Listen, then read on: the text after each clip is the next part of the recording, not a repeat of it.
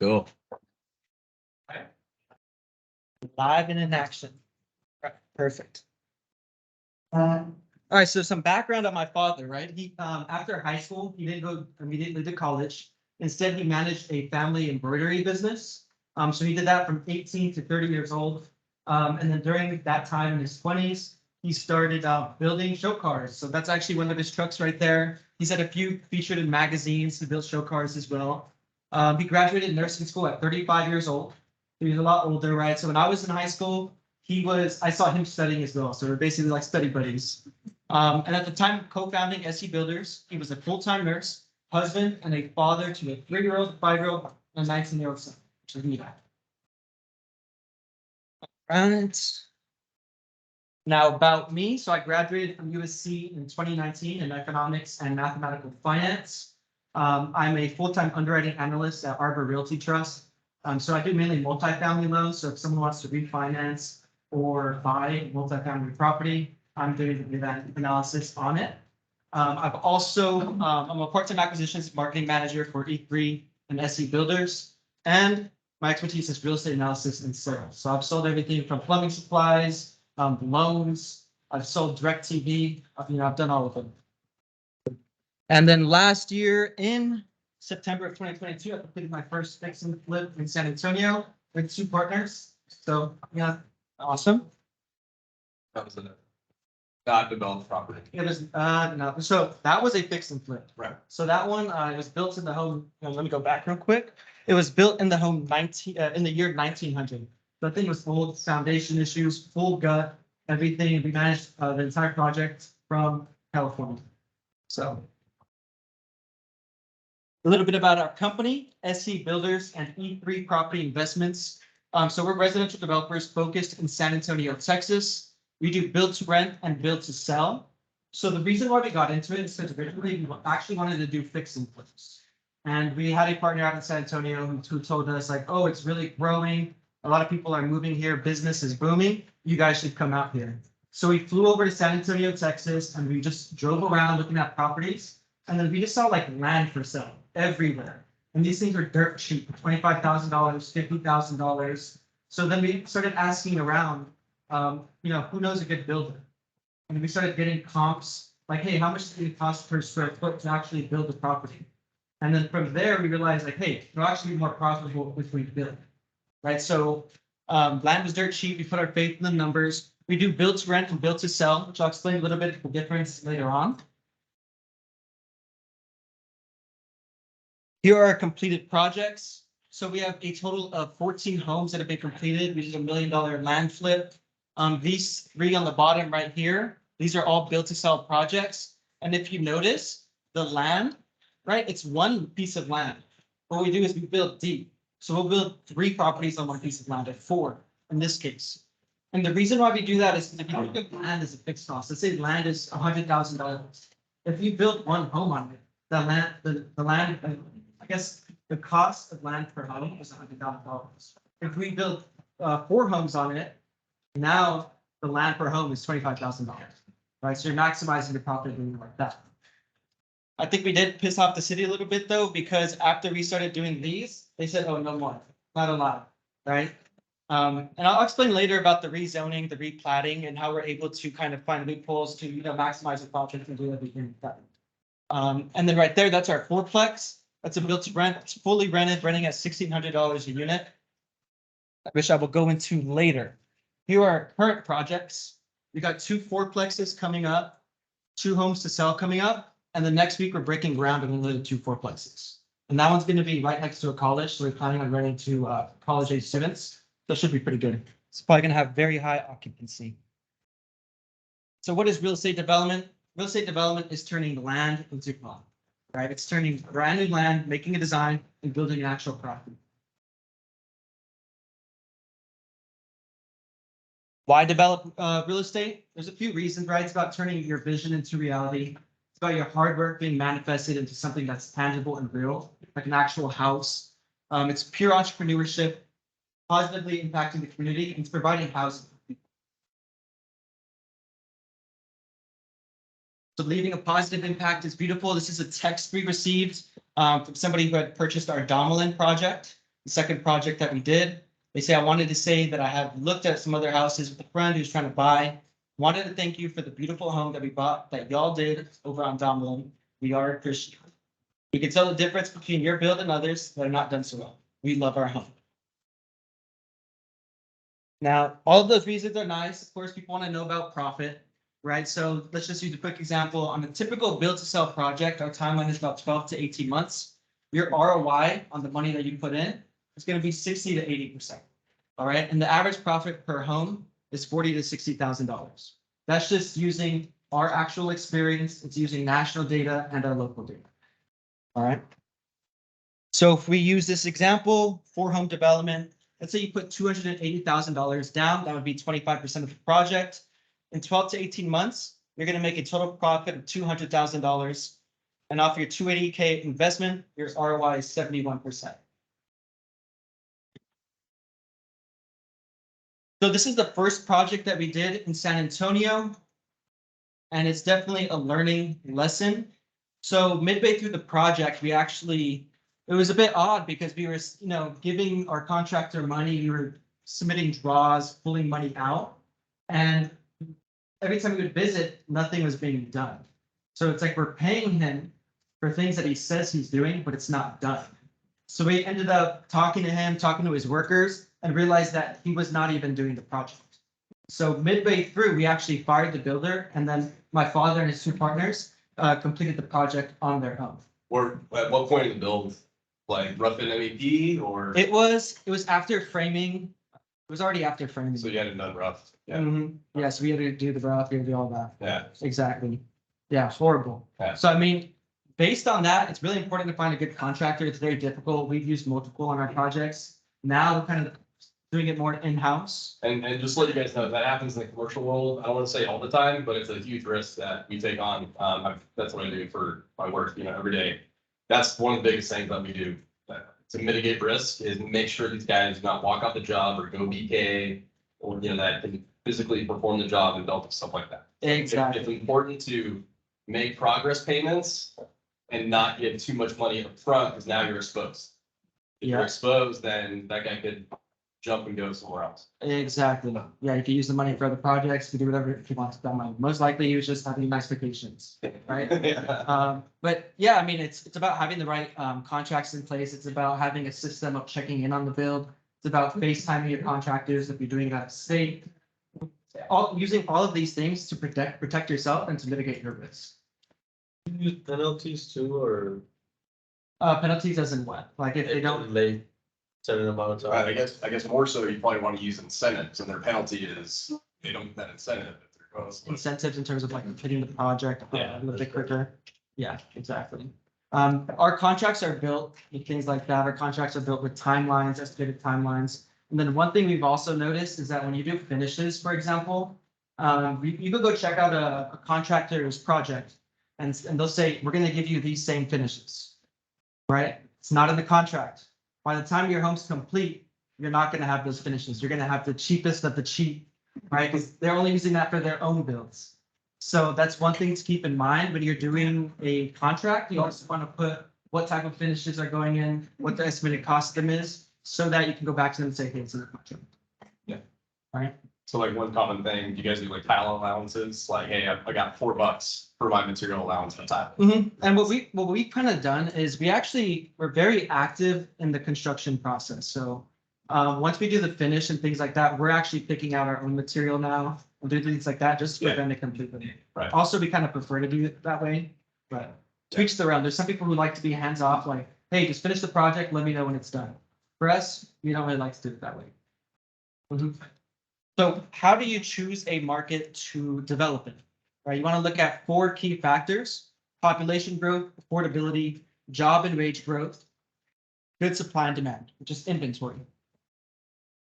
So first, we'll talk about San Antonio, right? So recently, the National Association of Realtors ranked San Antonio as a top 10 city to look in for 2023, and it was ranked number 9.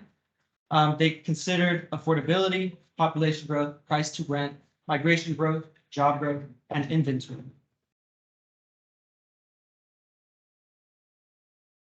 So when you're looking at job and wage growth, you want to see the number of jobs increasing. So you want to see companies coming in, jobs opening up and getting filled.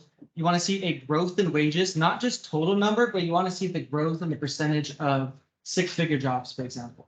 Because if a lot of jobs are coming in, but they're all for a minimum wage job, those aren't going to be people who are really buying, right? Yeah. If you look at somebody who works in tech is making 200K, 100K, then those are the people who can actually purchase a home. So you want to see that influx underneath it.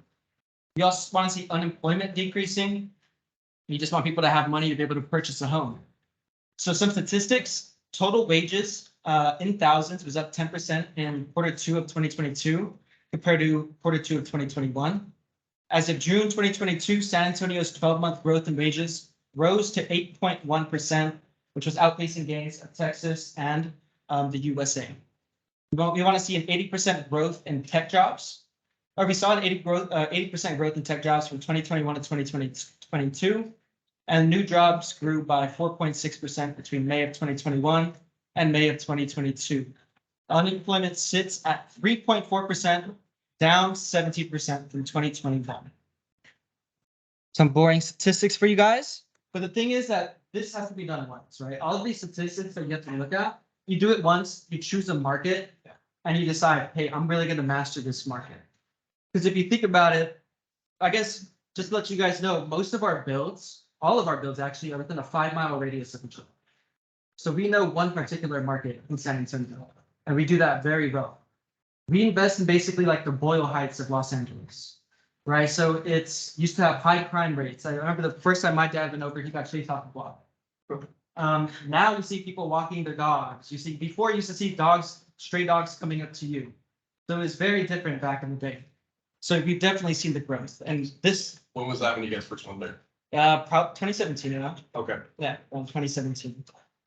So we see a lot of population growth in San Antonio. It added more residents than any other city from 2020 to 2021. And a report by Redfin published in July of 2022 deemed San Antonio as number 9 among cities with a large inflow of residents. Most of them come from LA and Austin. I'll show you guys a map later, give you some statistics and tell you guys why. So the cost of living is 10% below the national average in San Antonio. Let's look at the average home price, right? Average home price is $276 in San Antonio. In Austin, it's $535. And Austin is 80 miles out of San Antonio. All right, so if you look right here, San Antonio is pretty close to Austin. Houston's close to the middle. And this kind of forms like the Texas triangle right here. This is where most of the Texas activity happens. People in Austin have like a 1.5-hour drive to San Antonio. And a lot of them are in tech jobs, meaning they work from home. And because of that, a lot of our buyers come from Austin. These homes are very cheap. Okay. And then the San Antonio price to rent ratio is 19.53. Anything above 16 means that renting is typically more favorable than owning a home. Hence our transition to build to rent. And also, the build to rent is kind of like a new product that we see. Like even at my job as an analyst, I've been seeing a lot of that. Like I said, we'll talk about all of that later, which is very exciting stuff. Supply and demand, this is dealing with inventory.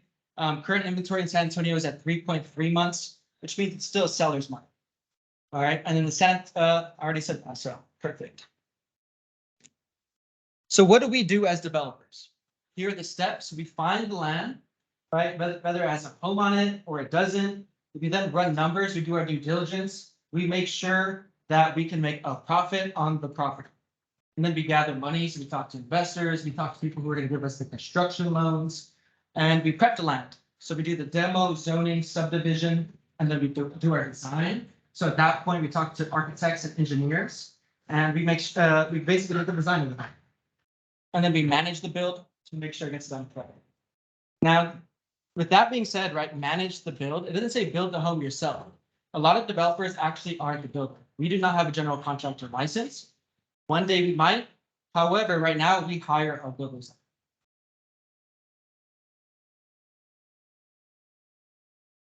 Who you need on your team. So that was a lot of steps. It seemed like a lot of work. Go ahead. Can you talk a little bit about the entitlement process? So what? Entitlement process, we seek out the land, and break to the zoning, the usage and all that. Yeah, I'm gonna go very in depth into all of that. So who you need on your team, realtor, right? The way to utilize them is to run comps. So when you're doing a due diligence up front, you find a piece of land. I mean, let's say I build a 1,200 square foot home, how much am I gonna sell it for? Use a realtor to find comps. You could use them to find the land itself. The architect will make sure the homes fit. Once you have a site plan, they will design the homes. The engineer will make sure the homes stand up, right? They're gonna make they're gonna give the plans to the builder and say, this is how you build the home. And our general contractor builds the home and allows you to get a build cost per square foot when you're doing analysis. Mr. Bill's cost per square foot. I'll go into that. So cool. So where to find land? I would say, I think we did our 80% of our properties come from New Western, like wholesalers. So I highly recommend talking to them. Trulia, Zillow, Redfin, right now, a lot of developers are scared. So they're selling their land on Zillow and all of these sites. You can get. A long time. And you get like really good deals right now. It's awesome. Yep. Because you're not gonna be back in the market until 12 to 18 months from now. So. Yeah, not at all. So that's good. I'm sorry, I'm gonna turn this off first. All right, so I'm gonna start answering your question right now.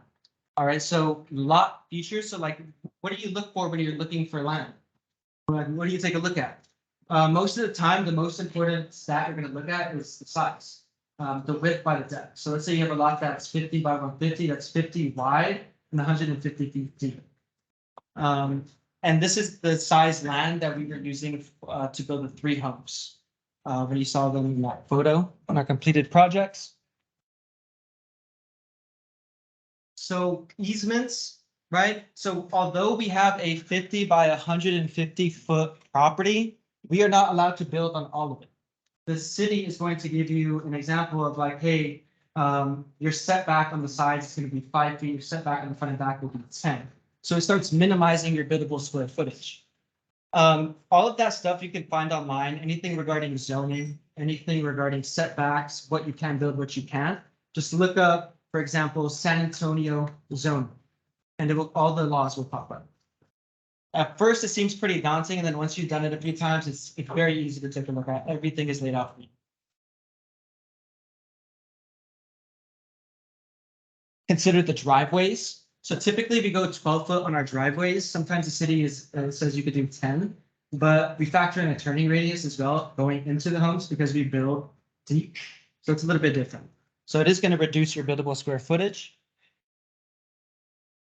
So if we look at this lot, right, we thought we had a 50 by 150. You look at 2 setbacks right here. So 5 feet, 5 feet. You're subtracting that off of the 50 feet. So that's, you're going to have 40. And then you subtract the driveway, which is 12 feet, you're left with 28. And then on the front and back, if we have a 10-foot setback, we're left at 130. Right, so we end up having a smaller lot size, or buildable lot of 28 by 130. Now, common sense, I mean, realistically, you might think like, oh, how many homes can I fit on this? How many homes can I build? It's more of a common sense thing. Like, let's say that you're looking at a 1,200 square foot home. Don't think too hard into it. Let's say the first floor is 600 square feet, and the second floor is 600 square feet. How do you get to that first floor 600 square feet? 20 by 30, right? For example. Now, once you start working with smaller lots, it gets a little bit more difficult. You have to get a little bit more creative, but that's a part of the game. And that's once you start thinking creatively to build the best optimized property for that lot is when you start making the most money. So for example, on this lot, we could build, 20 by 30 foot homes and fit 3 on there. We'll still have enough space in between, right? So they could have a little patio, a little dog area, and, make it a little bit prettier for the people to buy the property. And like I was saying before, you could look online and find, this is the chart that I grabbed online. Let's say it's R6 zoning. The lot size is 6,000 square feet. You could do 7 units per acre. And then right here, front setback on an R6 would be 10 feet. And the side setbacks would be 5 feet. So it's all laid out for you right there. So once you find a lot, you're able to determine how much can I actually build on. Now, in terms of the numbers, right, expenses, what goes into the expenses? We're looking at land cost, build cost per square foot, builder fee percentage. Builders can get paid different types of ways. They can get paid on a fixed cost or a cost plus. Now, the builders we use all want cost plus, which means that if you spend $100,000 on the project, or the build is $100,000, and their cost plus is 50%, that means that you're going to give them $15,000 as their fee for developing the property. All right. So they're showing you, like, let's say drywall, they're getting quotes, 3 quotes, 2 quotes, and they're showing you the quotes? Yeah. So you have. Really? So that's the correct way to do it, because the Right. problem is. Yeah. Well, first of all, they can just use very expensive stuff when they're on that, because they're just thinking like, well, the higher cost I make them pay, the higher cost I get. Yeah. Right. Right. Also, it's not to stop them from inflating their invoices, making their subcontractors happy. Let's say the plumber can do something for $9,000. Hey, dude, charge them $12,000. And now he's making more, the plumber's making more. They're very happy, they're best friends, right? But that doesn't help us. So you have to have these things in place where you're looking at the invoices, where you know the subcontractors, and where you know you're getting a good deal. Now, on your first deal, you're not going to look and say like, hey, that paint price seems wrong. Or hey, the painting's a little bit high. You're not going to be thinking that way. Because you know. Yep. But after the third time, you're like, hey, but why is it raised $2,000? Why is it $2,000 more now? And so you'll begin to learn. We have the A&E fees, architecture and engineering, construction loan interest, which could eat up your loans. So the way that construction loans work is that, let's say I just did the foundation for $10,000. I paid the foundation guy $10,000. And then I tell my lender, hey, I finished the foundation. They'll check it out, make sure it's done. And then they will send me $10,000 to reimburse it. As soon as they give me that $10,000, I start paying interest on it. Luckily, most of the big ticket items happen toward the end. But I mean, that's what they say. It kind of depends, because if you actually look at it, if you look at your first plumbing, electrical engineering foundation, that's actually already accounting for about 28% of the project, which I would consider to be a lot. So you're paying interest on that for 3 to 6 months while you build the project, right? And then your reserves, make sure you have extra money and utilities, right? Does the property have utilities hooked up to it? Are you gonna have to add them? Are you gonna have to do that infrastructure? In terms of the construction loans, keep in mind that they kind of like a contractor could overcharge you on an invoice. You could kind of say, hey, my foundation is going to be 15 grand. When in reality, it's actually 10. And in that case, you're drawing that money upfront. Keep in mind, you're paying interest on it, but you could use that $5,000 to pay your next tax and go like that. So realistically, you don't need that much money to start. However, a lot of lenders are going to want you to have the land and the architecture and engineering. And typically with those two alone, you already at 25% LTV to the entire project. So they're happy with that. Does that kind of make sense? You guys got that? All right. So that's their sweet spot. They want to see 25% LTV for future value, right? So future value Exactly. is 25% is what we're at right now. Yeah. Exposure in, okay. Mm-hmm. It depends on the lender you use. Like some people want to see more, some people want to see less. Some people will allow you to have a loan on the land too. There's some companies that will give you like a 85% LTV loan on the property. So you put 15% down, and they will still allow you to get a construction loan. It's a little bit tougher to find right now because that's a lot of risk to them. You just put 15% down on a cheap piece of land, and they're giving you hundreds of thousands of dollars to develop a project. To them, it doesn't make very much financial sense. So let's actually look at the numbers, right? So you asked what our build cost per square foot was. Right now, realistically, we've gotten it down to probably $100, but let's just say 115. And the reason why we've gotten it down is just because we actually hire a lot of our subcontractors now. We basically manage the entire build process. But our builder also, great guy. So let's say you have 2 homes and the square foot per home is 1,200. You're looking at a build cost of, let's say 115. Your total build cost is going to be $276,000. So you're building 2 homes for $276,000. This is just the construction process, by the way.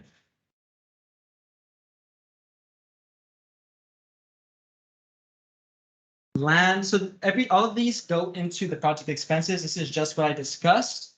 So let's say we buy the land for $150,000. Architecture and engineering of 30 grand. That's about 15,000 per home. We've also gotten that significantly lower, but it's a good place to start at. Build cost at $276,000. Let's say the developer wants a 15% fee on top of it. So keep in mind that if it's $100 per square foot, he wants 50%, like 15. But he wants he's gonna get $41,000 from building his home. The build should be 3 months, so that's a pretty good amount for him. Construction interest, $30,000, reserves 20 grand, utilities 9. Our total cost is 556. So that's with land, everything. That's as soon as you purchase the land, all the way to completion. Okay, that's gonna be your expenses. I think one thing I forgot to add right here is sans closing costs, huh? Okay, where's your permit costs in there? We keep that in the 80. 80, okay. Yeah, like you could, well, go ahead. Go. Yeah, no, I was gonna say sans closing costs. So when you're analyzing a project, I recommend using 7.5%. That's what a few realtors have told me. I know they say, oh, use 6%. They say always throw 7.5 just in case. Like you have to add seller concessions, things like that into your project. So because you said it takes about 12 to 18 months, the whole project, but building takes 3 months. So before that, it's just all permitting and architecture and everything else. Yeah, and I mean, realistically, if you had everything run smoothly and everything run perfectly, you could probably get a build done in 9 months. Yeah. We just have not been able to do that. Permitting takes because of city and everything, right? Yeah. Yeah, and also it's a hot market, right? So I'm sure architects and designers are, strapped as well as subs and GCs and all that, so. Yeah. Plays in. And during a build, it's very easy to like lose track of time, for example, because when you're talking to an architect, let's say you hired them to design a home, it takes them time to do that work. It takes them time to design it. Not only that, now they have to submit it to a city that has hundreds of other permits waiting for them. And if they're not in a rush to do so, they're not going to rush to do it. Yeah. The sans closing costs. So we should remove some closing costs from here. How to analyze the profit. So we look at the sell price per home. Let's say it's 365, which most of our homes, like the ones we have listed right now, are for 415 and 385. We have two different layouts. 365, we have another 4 builds coming up pretty soon. They're going to be 3-story.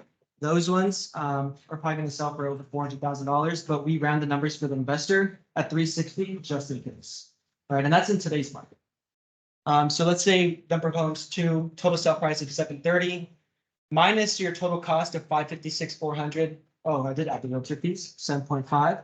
You're looking at a total profit per project of 118,850. All right. Now, realistically, when we come back, right?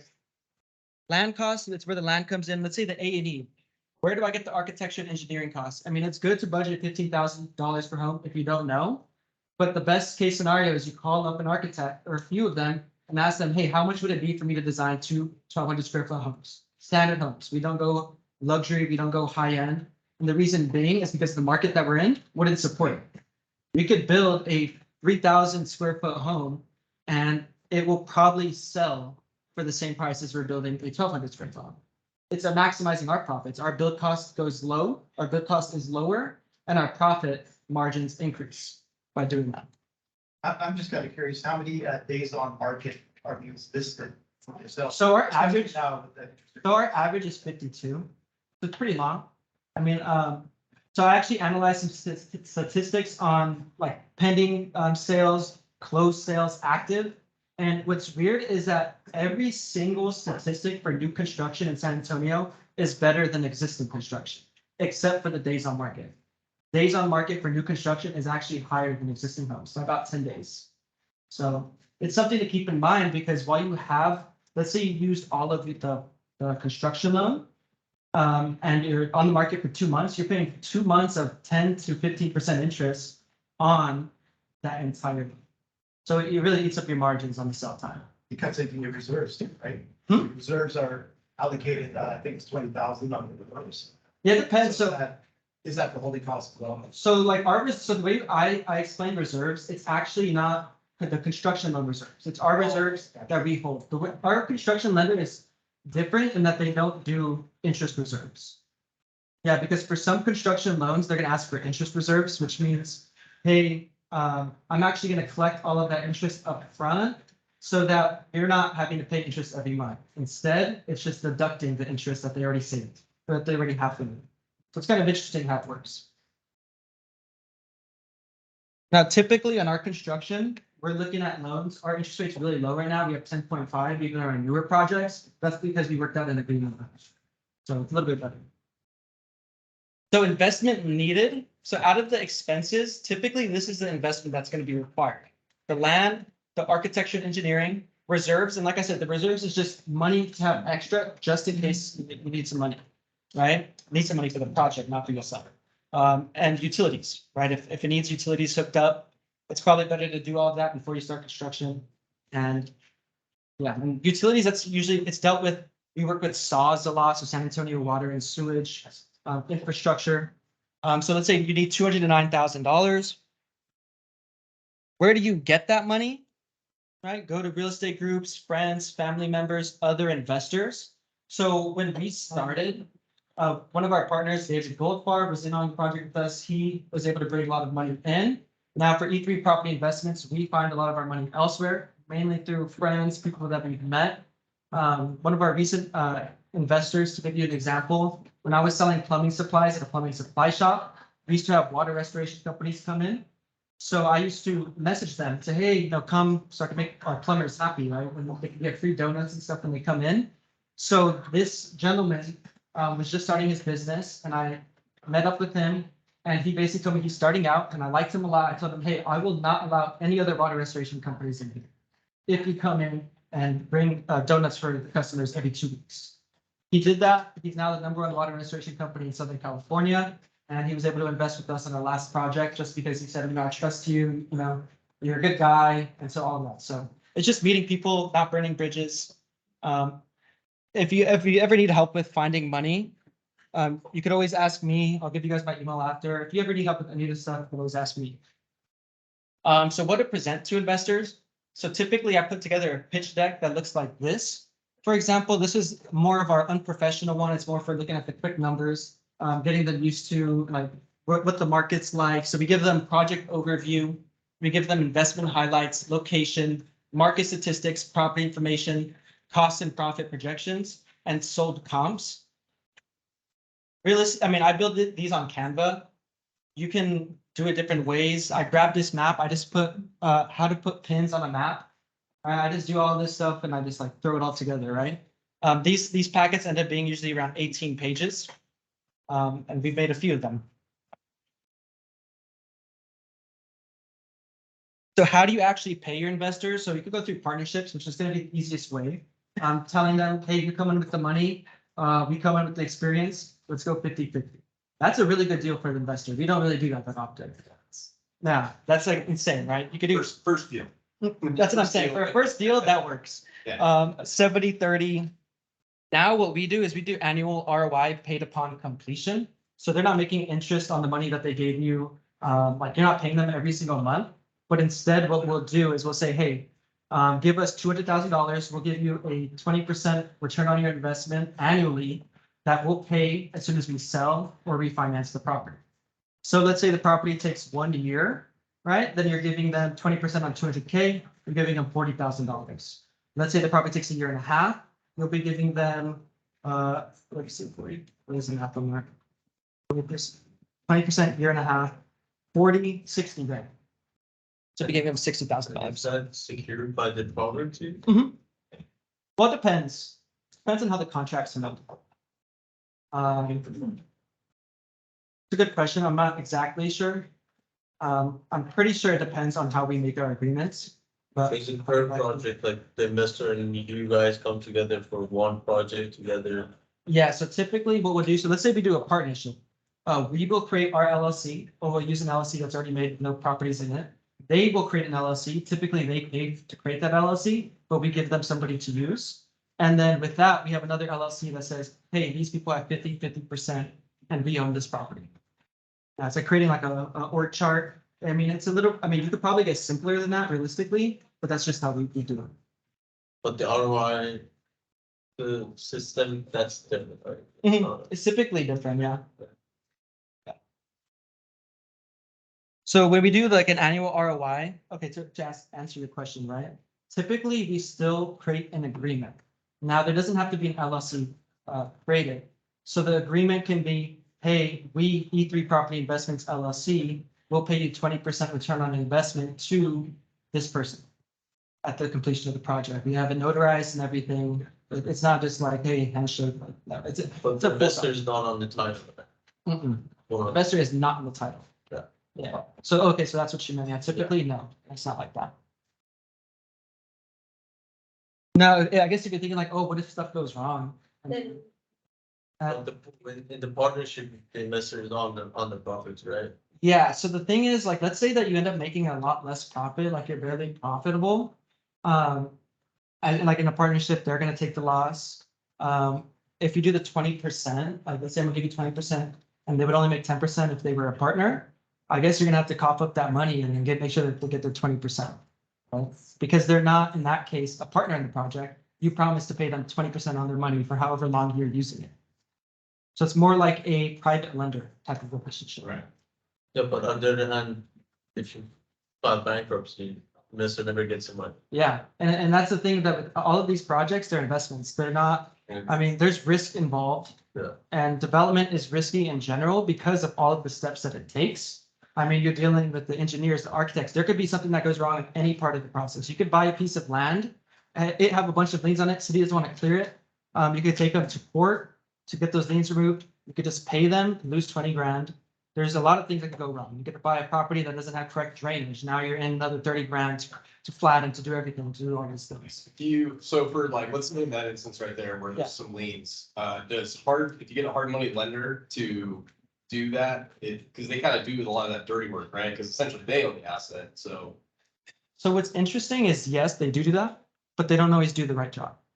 So Yeah. typically, like the title companies we've worked with, it happened on our first two projects, where as soon as we were trying to sell the home, they said, well, hey, you have a lien on the property. Well, it's like, it didn't have a lien when we purchased the property. It didn't have a lien when we got the construction loan. There's so many different times where it's like you could have checked, but somehow it slipped through the cracks. And it's like, okay, the lien's $3,000 because somebody in the past didn't mow their lawn, or they had a piece of land and it was just horrible. We can take them to court, or we could just cough up $3,000 and be done with it.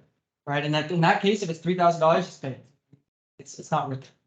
But I know it's very odd. Like the face that you made, like it's really weird to see these liens. It's actually very frustrating when you're about to sell a property and like, well, it has a lien on it. It's like, I don't like, it's horrible. It's horrible.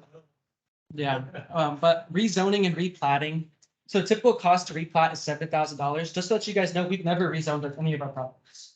So although we're building those 3 homes on one piece of land, and they're only zoned, that piece of land when we bought it was only zoned for 1 home. We were able to replat, which is like subdivide, and we're still able to build 3 homes. It's quicker that way. So subdivision could take 3 to 6 months depending on the market. When we first started, we were blessed. I mean, they were taking like 1 to 3 months. Now they implemented technology and it's actually slower. So it's very interesting. Yeah. All right. So I'll tell you guys what replatting is. So let's say this property has R1 zoning, which is San Antonio, means that for a 1200 I'm sorry, in San Antonio means that you can build 1 home and the lot has to be 1,250 square feet. So let's say that we buy this piece of land that's 2,500 square feet and it's zoned R1. We could rezone it to RM2. We could rezone it to something else and build 2 homes on it, as long as we follow those guidelines. However, it's easier for us to do this.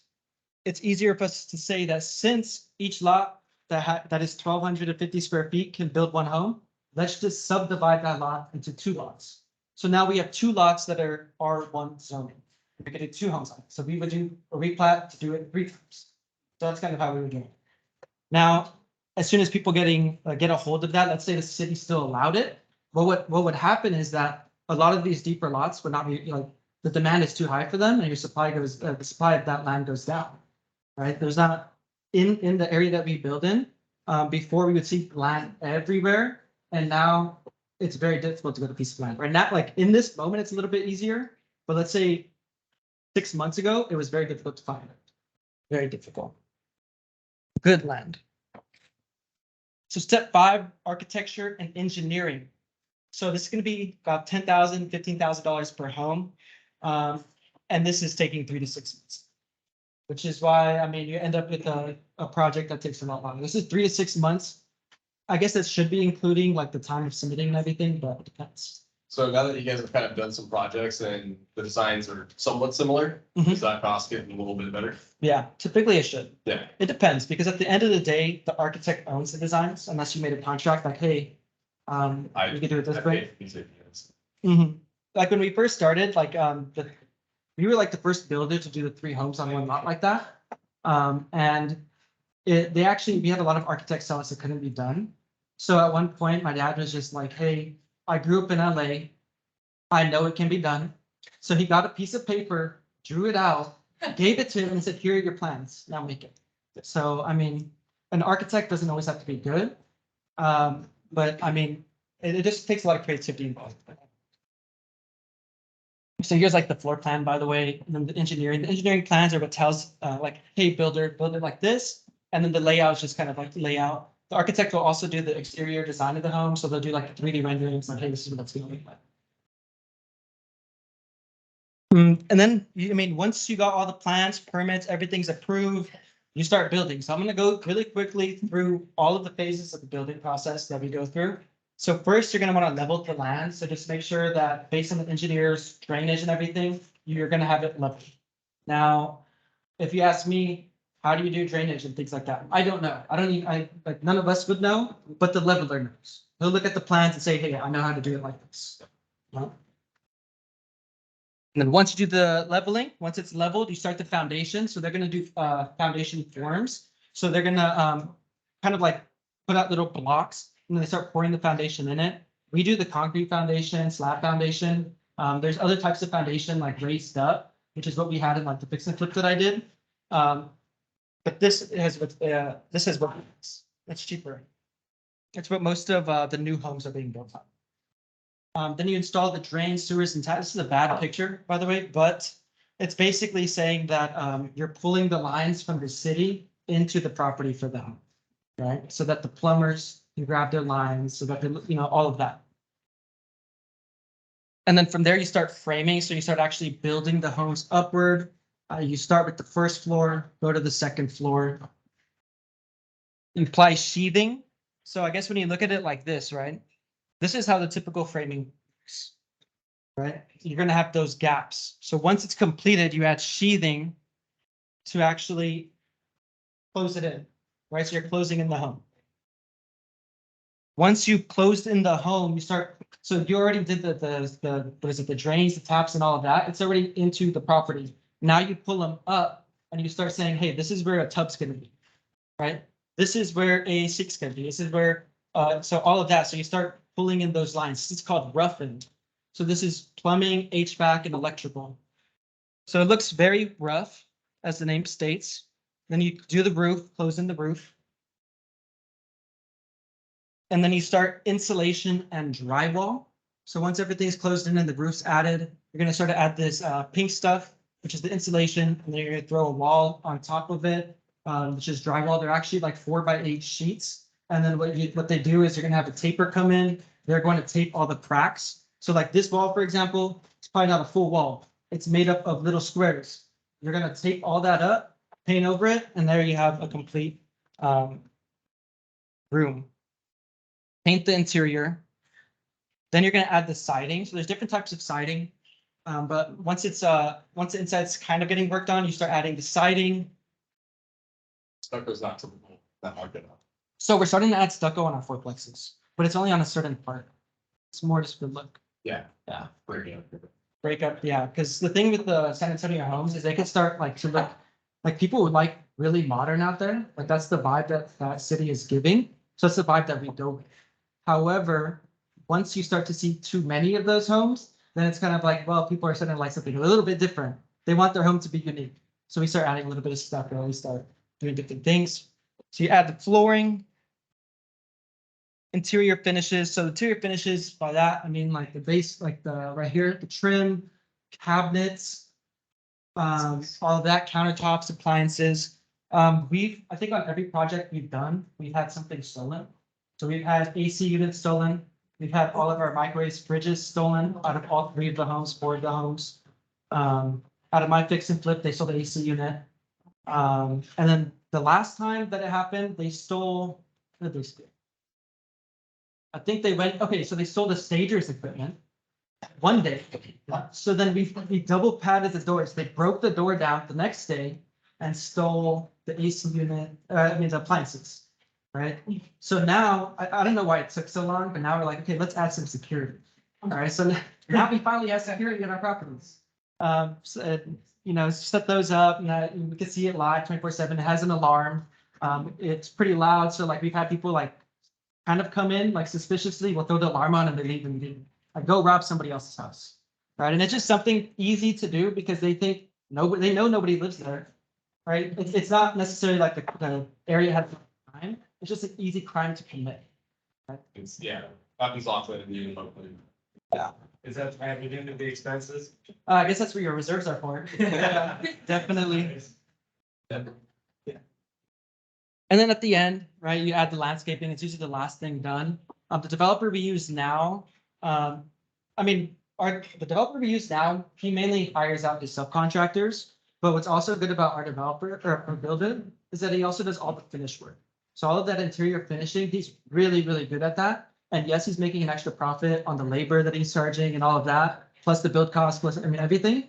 But like for us, the finishes that he does is so clean that it's worth the money on that extra work.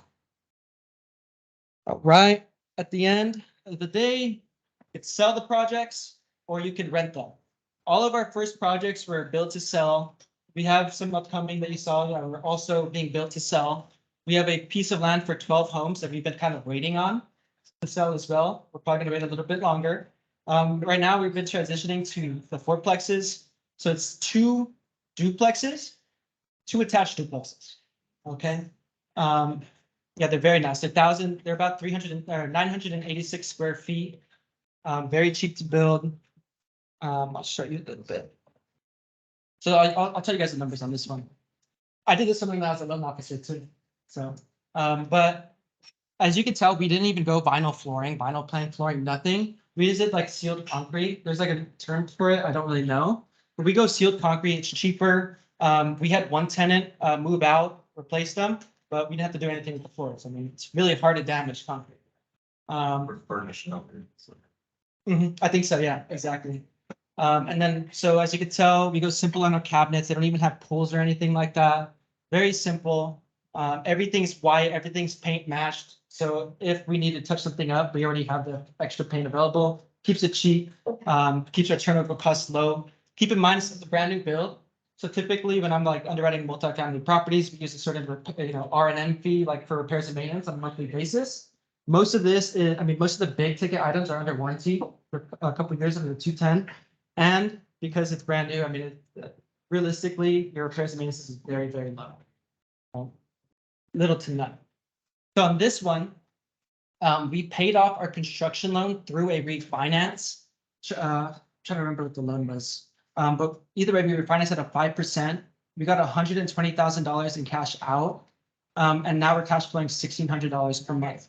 I guess the reason why I'm underwriter now is because when I was doing this loan as a loan officer, the underwriter didn't know how to underwrite it. And she kept saying we couldn't do it. So I ended up just kind of doing the entire thing myself, telling her like, here's your loan. And then we got the loan for it. So this is something that hasn't really, it's like upcoming. It hadn't been seen at the time. Do you guys have any questions on this one? So our mortgage, I don't remember, might have been 180 unit, 190 unit, 5%. Our principal and interest is at about $1,000. Our homeowners insurance is $50 a month per property. And then right now our taxes are 300, I think. Texas, 2%, right? Yeah, so the only thing with built to rent in Texas is keep in mind that based on the taxable value of the home, we're looking at about 2.7% where we build. So typically San Antonio is 2.1, but in the specific area we build in, it's 2.7 right now because the city's spending a lot of money developing the area, but we're paying for it. So I ran the numbers, and so you're right there at the kind of the 25-75. Is that typically where you guys fall on a lot of your projects? Yeah, I think in this one, we didn't even max our cash out. So this one we were at. That's a good question. So that brings me to something I didn't forget to mention. So we try to. My dad actually took this to another loan officer because they got a better rate. Even though he's my dad. For the fourplex, they try to appraise it as a fourplex. It didn't appraise for high enough to pull money down. But he was adamant, like, I really want money. So what we did is when we had built this, we actually threw an inactive HOA in place. So upon completion, we activated an HOA that says, hey, rather than a fourplex or 2 attached duplexes, this is 4 individual condos. So we were able to get each condo appraised separately, and it appraised for more. I think they appraised for about 1.2 million for this one. Yeah. Yeah. San Antonio got like a no Resin. No Melonies. I just put in my the tax rate was so much higher. Yeah, I mean, I guess the way, so for us being California investors, it really sucks. But if you think about people who live in Texas not paying the state tax That's on their income, it's built into their property tax. Yes. So it's kind of like, yeah, you're paying a lot of property tax, but you're not getting paying the government every paycheck. Yep. Mhm.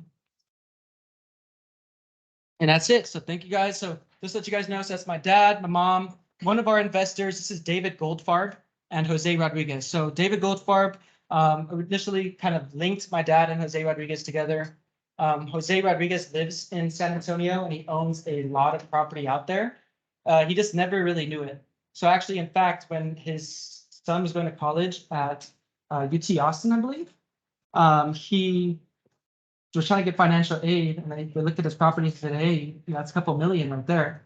And he was like, huh? Like, I don't know. He just like the coolest guy ever. Very nice. But yeah, you guys can always contact us, sebuildersllc@gmail.com.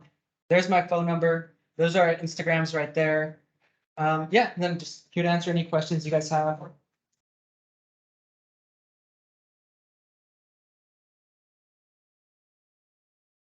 So what was the price?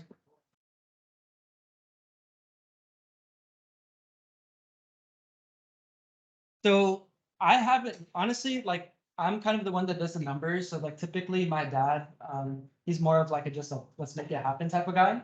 So I have not ran any yields on this property. However, I'm in the process of doing it for upcoming fourplexes because for those, we're actually, Freddie Mac came out with this new product where because they're so close to each other, it's gonna be 2 fourplexes. We could throw them under one Freddie Mac loan and we could do 10 years IO, so 10 years interest only, where we're cash flowing even more now. And then later on in the future, we can bank on the appreciation. So that's good. And then you asked something else with the yield, the price per door, I believe they appraised at 280 per door. And our build on them is very minimal. It was like, we also got this piece of land we bought for $50,000. So just keep in mind that it's very low per home. So when was this finished? This was finished about a year and like 3 months ago. So yeah. Yeah, and then now we have the other ones upcoming. It should be done in about a month or 2. How long did this take? This one took 15 or 16 months, I believe, if I had to say. Yeah, right on. And the $209,000 bit earlier, is that like cash or is that finance? Which 209? You said 209,000. Okay, regarding the investment that you would need, Yeah. that's just an example. But that number I got from what the construction lender is going to want to see you have. So they're going to want to see you have the land done, architecture and engineering done. So that mixed up with, you want some extra money just in case anything happens, maybe to do the utilities up front. That might be $209,000. On this property, if we wanted to just buy the land and the architecture and engineering, we only probably had to put 80 grand in this one, 90 grand. And that's why all of our costs on this one are very low, land, everything. And that's why like I'm using that 25% LTV on the construction loan as a average. Because most of, I looked at all of our build to sell projects and most of them are, we put 25%. But it's usually they just want to see you own the land and the architect, have you had done the architecture engineering. It's looking for views in also Castle. We have one property in LaSalle Park. Our plans just got approved. we're gonna try to see if we can slow that. Make a little bit of profit and put the money over here. Because for us, the way that we see it, it's kind of like the more that we develop these areas, we're comping out ourselves by the way. So that's one thing I didn't mention. There's new builds in the area, however, people have kind of stopped. So most of the recent new builds, like we're gonna be comping ourselves out. So when we sell these 4, that's gonna be the comp for the other 2 coming up. So it's kind of like we're building up that market because we're building the product. Specifically in that area, because most people want to look at the luxurious areas up to the north, 20 minutes up, because those people are probably making $200,000, a very rich area. But if you go 15 minutes down, I mean, you have a brand new home. That's the first one we sold was $280,000 for a brand new home. Right now, we're listing ours at, let's say, $385,000. That's still a good deal to get a house. It's about 15 minutes from the San Antonio Riverwalk. Typically, you're doing the single car garages. So it depends. So actually, our first ones, we didn't have any garages. Our first ones, we had one car garage, and then we'll have not even a carport, but it's like one spot on the side. This one doesn't have anything. It just has 2 parking spaces here, 2 parking spaces in the back. Now, to get some tenants in, for some reason, they kept complaining about having like a dog area. So we put like built like a little fence in the back so they could use that. Then we collect pet fees, things of that sort. Can you elaborate on the HOA laws? Is that fairly cut and dried here? So we have a lawyer who specializes in that. Now, I think typically, like most people don't know how to do that. He does, I mean, so we use him. But typically, like the HOA, actually, we don't utilize it to make income. We could. But right now, we're just utilizing it to split the properties in case we need to appraise them for hire. And when I was reading the info on it, it said that like somewhere in there it says, oh, you must pay $600 or something a year. It's all good. Mine went up like 3 times. But you have to pay like $600 a year for homeowners insurance. We've never asked them for it. That wasn't our plan, you know. So, yep. You guys got any questions? Yeah, okay. Right now, what is your role is it just more doing analyze? Yeah, I do mainly the acquisition, so I analyze the numbers up front, and for the past 3 projects, I brought investors. You teach people how to analyze? I haven't yet. Yeah, I haven't yet. It's kind of, I guess this is. But yeah, I mean, part of the reason why I took the position I have now is to continue learning and going into bigger deals, because I think that, for example, us throwing the loans into a commercial IO loan, that's something that like, it just kind of takes experience and hearing about to learn, right? Like we wouldn't have known to do that. But luckily I work at where I work, where I see these deals come in and it's like, okay, well, I know we can utilize that next time. Have you guys shifted into build to rent because of the current market, or is that, why did you guys shift to that? Yeah. Real quick, Andy, can you repeat the question? Just want to make sure people are online here. Okay, so why we haven't transitioned? Why Yeah, have we? From build to rent? Okay, so the question is, why have we transitioned to build to rent? Is it because of the current market? Okay. And yes, that is part of it. Like, you know how I showed the price rent ratio being like 19.5, somewhere around there. Before, if we looked at the numbers 2 years ago, it was actually operating at probably like 13, 14, which means that it was cheaper to buy into rents. Now, right now, as home prices go up and rents stay very, very low, it makes sense for people to actually rent. Now, because these are new properties, they typically rent for a lot higher, about $400 more than what market rents on existing homes go for, just because people don't want to cost the down payment. What's the average usually for rents that you guys are seeing in that area? So these ones, I put 1,600, but it depends, it's usually 1,600, 1,800. Yeah, and then we had 2 tenants turn over, so we had to bring 2 new tenants in, and then the other 2 have stayed. Now, I would say that with marketing for these properties, typically you want to account for vacancy, you want to account for all of these things. I mean, our job is to reduce that to as little as possible. So we actually ask our tenants about 2 months before their lease is up, hey, do you plan on staying or not? And then if not, we already start marketing for it. These are all long-term tenants. 1 year. Year. Yeah. Your leases. Is this a C-class neighborhood then, you're saying? I would, yeah, it's C-class neighborhood. And that Freddie IO product, is that a Resin product or commercial loan products? So the reason why I always get confused when people ask that because, so I'm just. it's actually a commercial product, but for residential property. You know, so I mean, it depends on how you're saying. Yeah, I'm looking for that. Yeah, Yeah, it's very brand new. Yeah, definitely starting in the commercial world, that's very common, and they do that to boost their profits for sure. Mhm. Because you're banking on the appreciation. Yeah. That's really cool. Yeah. So if you guys notice, like, what I'm hearing from Anthony is like a lot of, not creative finance, but they're looking at different avenues, they're looking at, what they can do a lot of different ways, right? So they're smart, they're digging in, they're constantly educating themselves. That's what you want to be doing, so. Exactly.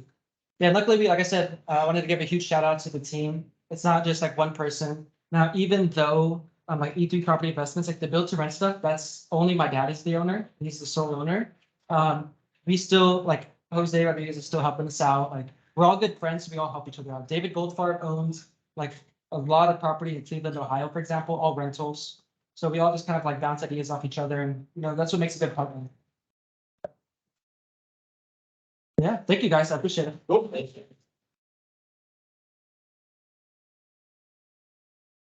Alrighty, cool. So, yeah, for everyone on the Zoom, that was Anthony. We did record this presentation, so we'll get posted on the YouTube. And yeah, thanks everyone for coming. We're gonna do some networking. If you guys want to grab last minute drinks, I believe 8:30 is when they cut it off. So get your orders in before 8:30. You want to get food, whatever it is. And just some real quick announcements before we go, or well, I guess break from just viewing a screen. So the next one is going to be on financing. So I'm going to have a couple loan officers that I know quite a bit talk about financing. The more you know about financing and all the rules, it just makes you that much more powerful as far as looking at your strategy and what you're going to do. On June 14th, I may shift that date, but June 14th, my ADU project, my current new build on my home is going to be done. We're going to walk and tour that. We're going to talk about the numbers that we did on that property. So that's kind of in the future, but that's my current project. It'll be done, in a few months. So yeah, anyway, thanks guys for coming. We're going to break for networking. So.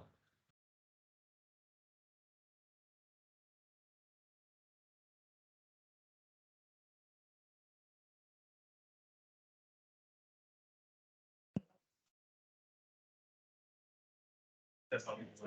Yeah, I think. Often you guys need once a month. Yeah. I joined the group on MeetUp, so. Yeah. That's a great job. I wrote a lot. Yeah. Yeah, man, that's super important, so. That's great. Yeah. There. Thank you. Yeah. Yeah, so one answer, we're gonna have a loan officer, we're gonna talk about products, we're gonna talk about, everything from, when you get your own homes to your property unit.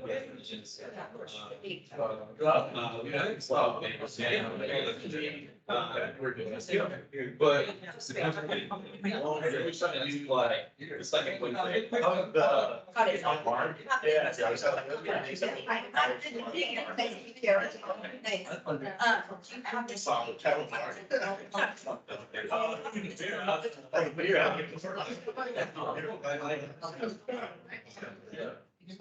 But the last, but it's so good. Yeah, so okay, down for it's okay. Be well now. Okay, okay. Up there. Everything's. You know, Rob? You know, Rob? Okay, cool. I'm sorry. Hi. There? Hi, how's it going? Yeah, I just want to get to, my name is Ro, by the way, hi. What's your name? Ro, Ro. like 4-year-old. Yeah, good to meet you. Yeah, I was wondering if I could have your business card or I don't have, pictures earlier. yeah, I don't have my card on me. It's I have it in my vehicle, but. Yeah, you can go ahead and get it there. Yeah, that's my card. How do you Just get something like here. Sure. It is. Just check out one of the. More, but you know. When is the next one? February 15th. So. But there you go. Yeah. So then it'll get posted into MeetUp, so you guys get to see it. I almost pressed to the orange. Oh, the cross trials. Yeah. Yeah, I got this. I texted him too. I go to like. Wait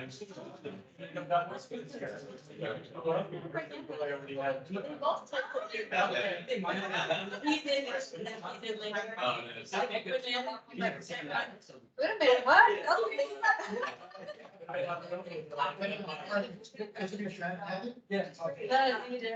The brother. Yeah. Good to see you, Lenny. Yeah, next month. Same thing, monthly. So, don't wanna do too crazy. So like everything. Yeah, for sure, man, for sure. Yeah, so I'm really gonna put a lot of the backyard. It's pretty cool. It's good. Eventually, when we move back to the place, I want to Airbnb back in the building. And then that way they have like a stay, like rest area. Yeah. Cool, man. I'll be post it on IG. You'll definitely know. It's great. I'm so good, brother. Yeah, you too. How you doing? What's up, man? You're good. What's your name again? Mid. Yeah. Top. Yeah. I was a really good. What's that? That was a really good presentation. Oh, thank you, man. Thank you. Yeah. So, that Anthony, and so.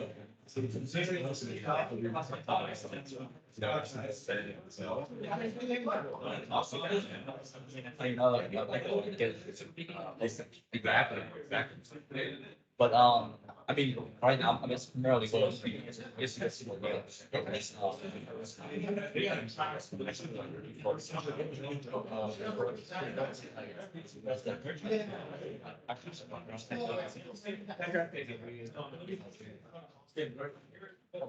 I know. So like, if you know any, If you want, here, I'm gonna go run the bathroom really quick. Get my contact though. We actually know one thing. Everyone has a body. Yeah. Yeah, yes. They're so small and so, like, it doesn't know that it lives there. Yeah. Let's just do that.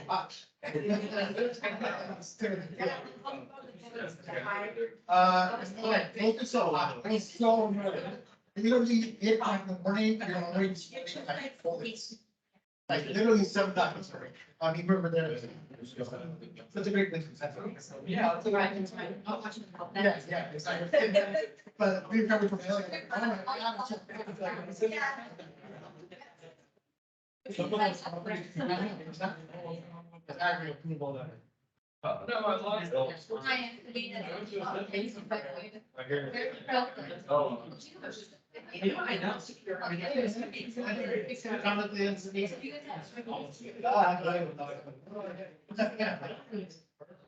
gotta know names, man. Yeah, like the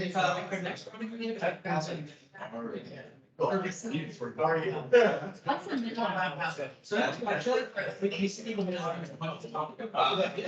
That's good. So. When's the last?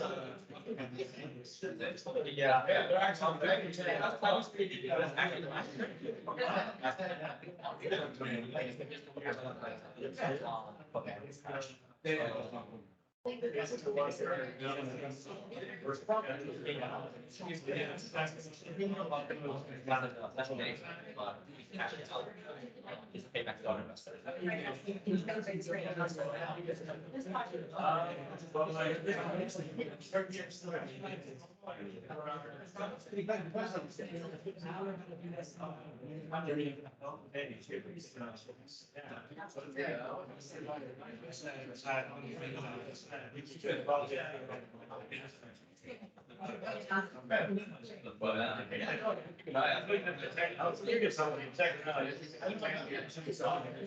Friday.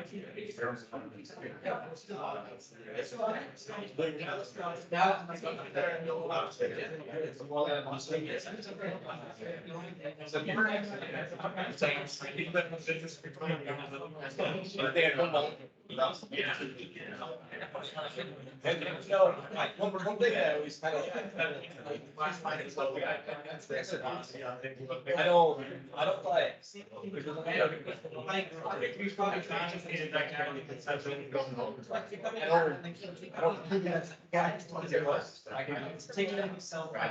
To be. And then, so these things deal with the. But yeah, let's take it on the line. Yeah, being like, wow, first contact like that. Yeah. Glad you came out. Yeah, I'm gonna find someone to go see some of the mobile homes. I haven't found one yet, but I made it my goal. Because. You do like see the home, right? Like, that's a piece of land that's. Cool, man. Can we meet? Yeah. Yeah, so come next month, you want to check out the place you want? And then, eventually on June. Yeah, I've got a website,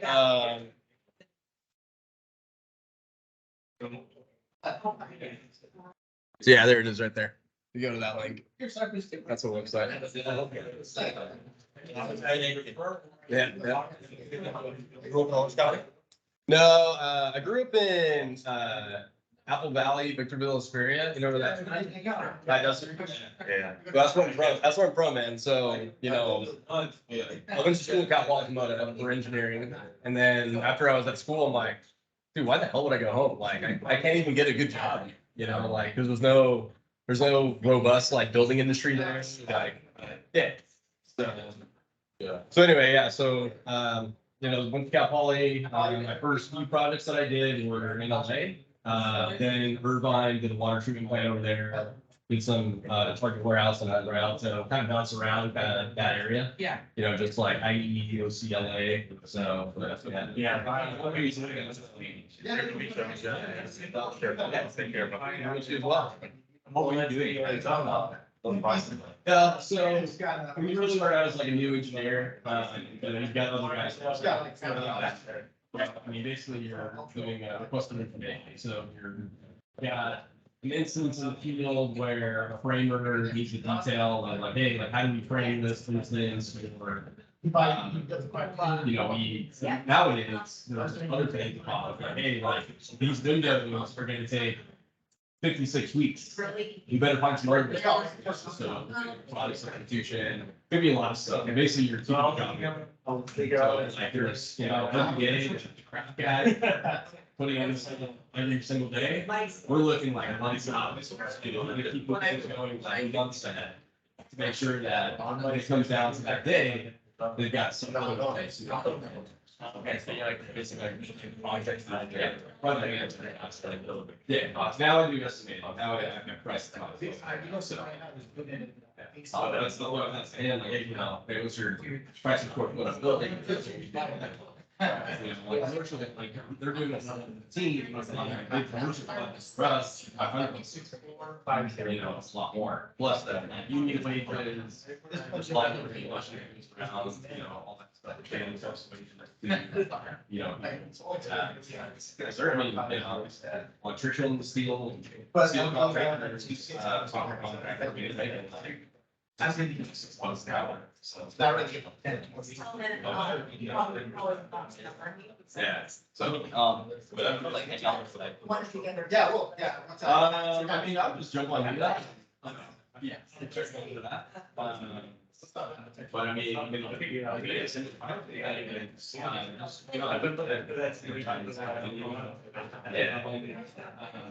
really, it's not what people, right? It's looking, fancy.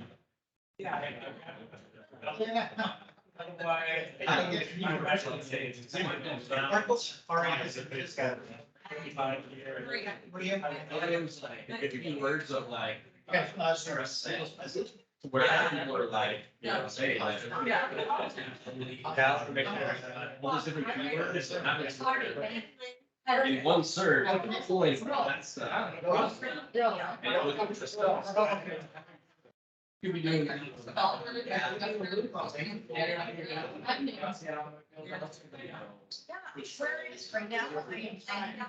Doing that. But it's something good to, the biggest thing. Yeah, you can, those investors, it's like ideas. Yeah, but I mean, there's just saying out there, there was one.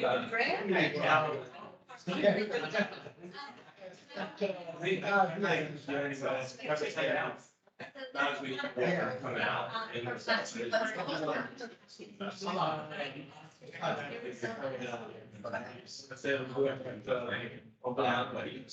So we use mine.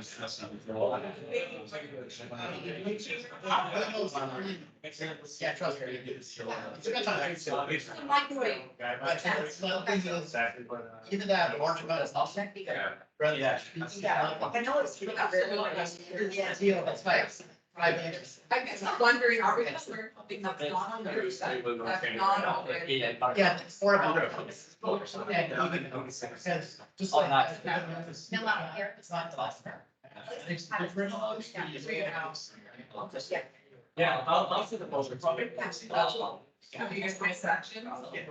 You were the last guy who got that spread. You know. Let me know. Very successful. Yeah. Here's something poster. So I think you got, I mean, it's just. Yeah. Yeah. Yeah, that, Yeah. exactly. Yeah. I didn't use things about water. Sometimes they have water, sometimes they don't. But like, this part we have it, they have it for months. And,